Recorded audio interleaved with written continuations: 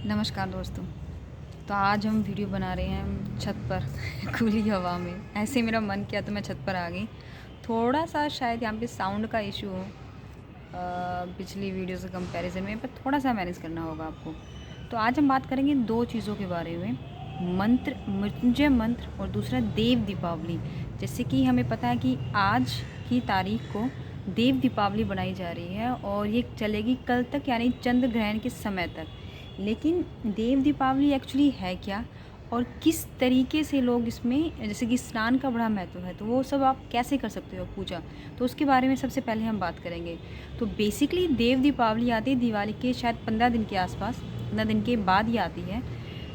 देव दीपावली का नहीं, जिसको हम बोलते हैं देव को जागृत करना, दीपावली का जिक्र इसमें भी है। दीपावली शब्द का मतलब है खुशी का प्रतीक। फर्स्ट ऑफ ऑल दीपावली जो शब्द का मतलब है कि आप अपनी खुशी जाहिर करते हो किसी चीज़ को लेकर। जैसे कि दिवाली जो हम बनाते हैं, जिसमें हमें कहते हैं कि रामचंद्र जी आए थे सीता मैया को लेकर, तो उस खुशी में, उस उपलक्ष्य में हम दिए जलाते हैं, मिठाइयाँ बांटते हैं और खाते हैं, वो सब।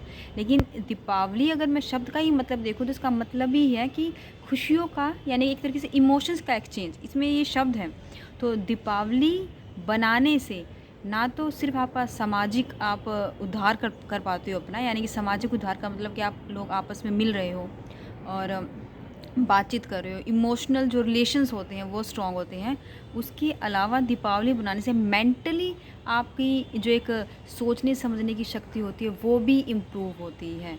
ये एक दीपावली शब्द का मैंने आपको मतलब बताया। देव दीपावली शब्द जो है, देव दीपावली जो बोली जाती है कि देवताओं की दीपावली।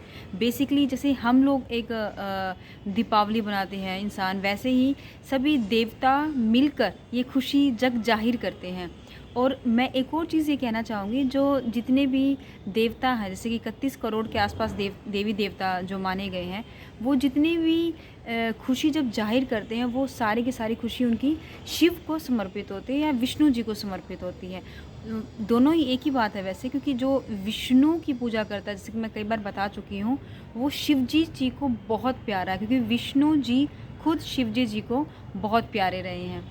तो देव दीपावली के वक्त एक उत्तम माना गया है यदि आप स्नान कर दें किसी नदी के अंदर।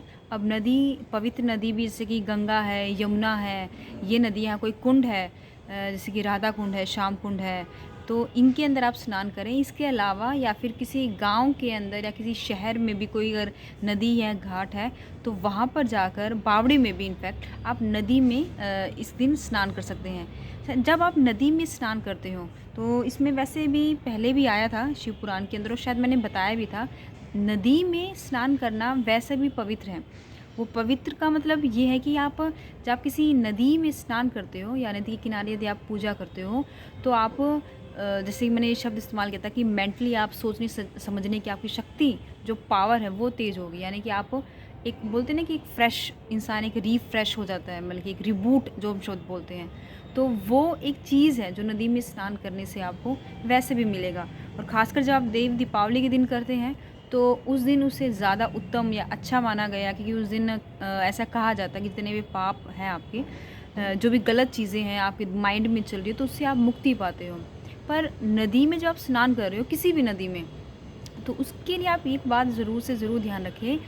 आप अगर नदी में स्नान करने के बाद कपड़े उसमें ना धोएं, यानी कि कपड़े नहीं निचोड़ने चाहिए। जैसे कि मैंने इफ़ यू रिमेंबर, तो मैंने एक वीडियो में बताया था कि शिव पुराण के अंदर ये लिखा है कि किस तरीके से आपको स्नान करना चाहिए, मलमूत्र का त्याग करना चाहिए। तो वही सेम चीज़ एक इसमें ये भी लिखी हुई है कि किसी भी नदी में अगर आप स्नान करने के बाद उठ रहे हो, या फिर आपने कपड़े धोए हैं, या फिर आप कपड़ों के समेत जैसे कि हम लोग स्नान करते हैं, तो वहाँ पर भी आप कोशिश करें कि आपके कपड़ों का पानी जब आप बाहर निकल के उसे निचोड़ रहे हो, तो वो वापस से नदी में ना जाए। ये एक थोड़ी सी कोशिश आपको करनी चाहिए कि कपड़ों का पानी, यानी कि कपड़े नहीं निचोड़ने चाहिए किसी भी नदी के अंदर। यदि आपको वो साफ़ भी करना है तो कोशिश ये करें कि नदी से पानी आप ले लें और उसके थोड़ा सा दूर परे जाकर आप अपने कपड़े साफ़ कर लें, लेकिन नदी में वापस पानी नहीं जाना चाहिए। ये एक मतलब है जो शायद हम सबको जानना चाहिए देव दीपावली को। और ये बहुत ही प्योर डे है। इस दिन दूसरी ये चीज़ कि खाने का अन्नदान, जैसे अन्नदान पहले भी आ चुका कई बार, तो वही बेसिक चीज़ इसमें दोबारा से है कि अगर आप अन्नदान जितना करें वो सबसे बेस्ट है। उससे वैसे भी कहा जाता है कि खाना खिलाना, किसी को पानी पिलाना बहुत ही पुण्य का काम है। तो अन्नदान जितना अगर आप कर सकते हैं वो आपको करना चाहिए। दूसरी चीज़ है जो मैंने कहा था कि हम 2 चीज़ों की बात करेंगे, देव दीपावली, दूसरा आज हम बात करेंगे मंत्र के बारे में। मृत्युंजय मंत्र जिसके बारे में हम सब जानते हैं, मृत्युंजय मंत्र जिसको हम ये कहते हैं कि कुछ लोग समझते हैं कि मृत्युंजय मंत्र है कि भाई आप दीर्घ आयु के लिए करते हैं, आप इसको पढ़ते हैं, लेकिन मृत्युंजय मंत्र के अपने अपने प्रकार है अलग। मृत्युंजय मंत्र को किस लिए किया जाता है, मृत्युंजय मंत्र है क्या? मृत्युंजय मंत्र शिवजी जी के उच्चारण के लिए, शिवजी जी को प्रसन्न करने के लिए, उनको पाने के लिए या उनके द्वारा किसी सिद्धि को पाने के लिए किया जाता है। अब मृत्युंजय मंत्र के अलग अलग जाप हैं। मृत्युंजय मंत्र कुल मिलाकर 5 लाख जप करने के बाद पूरा होता है, लेकिन अगर कोई 1 लाख मृत्युंजय मंत्र करता है तो उसका परिणाम, जो उसका फल मिलेगा वो भी अलग अलग है।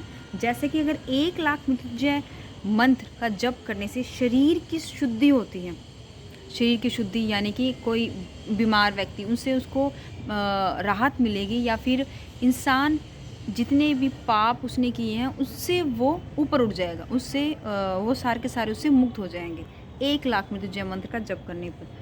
दूसरे 1 लाख यानी कि 1 लाख आपने कर ली, उसके बाद आप दूसरा 1 लाख मृत्युंजय मंत्र की अगर आप जप करते हो तो उससे आपको पूर्व जन्म यानी कि पहले का कोई अगर आपका जन्म है, उन बातों को आप याद करने लगते हो, उन बातों का स्मरण होने लगता है आपको कि पिछला जन्म मेरा हुआ होगा तो कैसा होगा।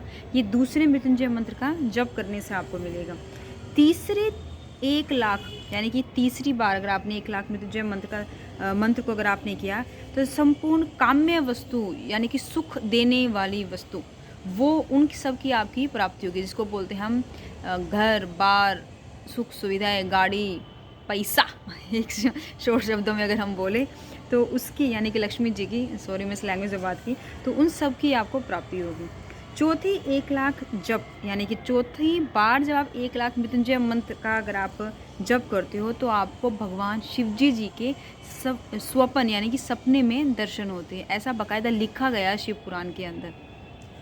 5वां जब आप जप करते हो, जैसे ही आपका पूरा होगा 5वीं बार जो आपका मृत्युंजय जप, तो ऐसा कहा जाता है कि स्वयं उस उपासक को जो मृत्युंजय मंत्र का जप कर रहा है उसे भगवान शिवजी जी के दर्शन होते हैं, ऐसा माना गया है। तो ये मृत्युंजय जप है जो 5 लाख 5 लाख बार जप इनका करना चाहिए, तरीके नहीं, 5 लाख बार जप करना चाहिए। तो उसके 1-1 लाख बार यानी कि जब 1 लाख बार आपने मृत्युंजय मंत्र का जप किया तो उसका क्या परिणाम होगा, दूसरी बार का, तीसरी बार का, चौथी बार का और आखिर में 5वीं बार का, उन सब का इसने अलग अलग तरीके से जप का महत्व बताया है।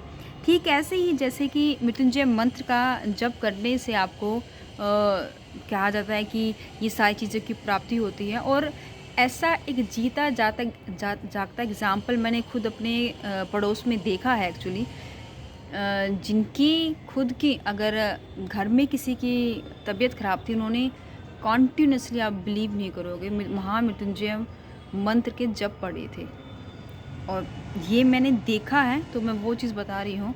और उस समय के बाद समय लगा उसमें, मतलब कि 6 महीने 8 महीने बीत गए थे, लेकिन जिस शख्स की, मैं नाम नहीं ले सकती हूँ, तो जिस शख्स की तबीयत ख़राब थी उनकी आज तबीयत भगवान की दया से बिल्कुल सही है।